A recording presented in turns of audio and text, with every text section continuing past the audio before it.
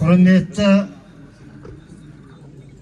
жамағат, құрметті зиялы қауым, құрметті орта буындағы көп жасаған ақсақалдар, көп қызмет еткен ақсақалдардың әңгімесін естідік.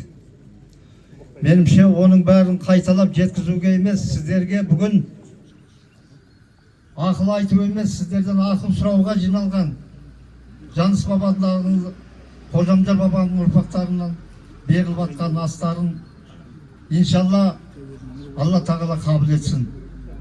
Құрметті жамағат, мынау сөйлеген жаңағы мемлекеттен, қызметтен басқа да ағалардың айтқан әңгімелері жүректі жарып, көз ашық, көңіл ояу адамдарға жақсы жеткізілді.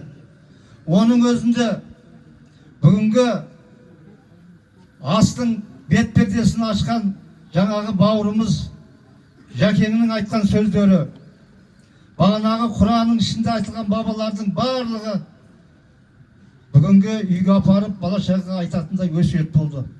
Мен қысқаша сіздерге тілейтініміз осы үрдісті жалғастырып, бір-бірімізді танып, жаңа мынау Алматы жақтан келіп жатқан Қасқарау бауырларымыз, әрине тағдырдың талқысыменен көп уақыттың ішінде ол жақта бұл ағалар бір-бірімен қызалысып кеткен.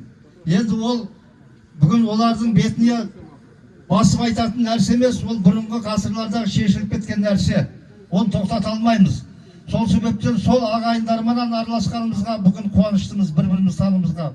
Ал бірақ жаңағы Әбубәкір ағамыздың айтқанындай, өшірге келіп бір шөкім палауға бола келместен жастарды тәрбиелеп, жаңағы Қазақстандағы мектептердегі, колледж институттардағы болып жатқан жан түршігерлік болып жатқан жағдайларды, әкесін ұрып жатқандарды, әкесі қыздарын алып жатқандары, келіндері менен бәлелерге барып жатқан нәрселердің бәрі біздің осы мұсылман қазақ арасында көбейіп кеткенін көріп отырмыз. Осыған тоқтау салуымыз керек. Жаңа Әбубәкір ақсақал дұрыс айтты. Біз зиялы қауым кейде қорқамыз, кейде басып айтуға бармаймыз, көп жиындарға қатыспаймыз. Мен сол ардагерлер кеңесінің төрағасы ретінде қалалық жиындарға көп қосылғанда ол жерде де осы әңгімені айтамын. Бірақ көпшілік сенатта, мәжілісте депутат болып отырып, облыстың әкімінде болған, президент аппаратында істеген ақсақалдардың сөздеріне қанағаттанбайсың. Олар осындай тәрбие жөнінен, осындай болып жатқан іс-шара жөнінен олардың тілі сөзі өтімді болса да осындай әңгімені көтермейді. Сол себептен жастарды тәрбиелеу, білім алу. Жаңағы өшірдегі бір бауырым мемлекеттік қызметте жүргім деген қандай әдемі сөздер айтты. Осыны елге жеткізейік. Бірақ өшірге барлық елге хабарлама жібергенде біреуге жүріңіз десең қисайып келмейді, бармайды. Осында жерде араласқысы көрмейді.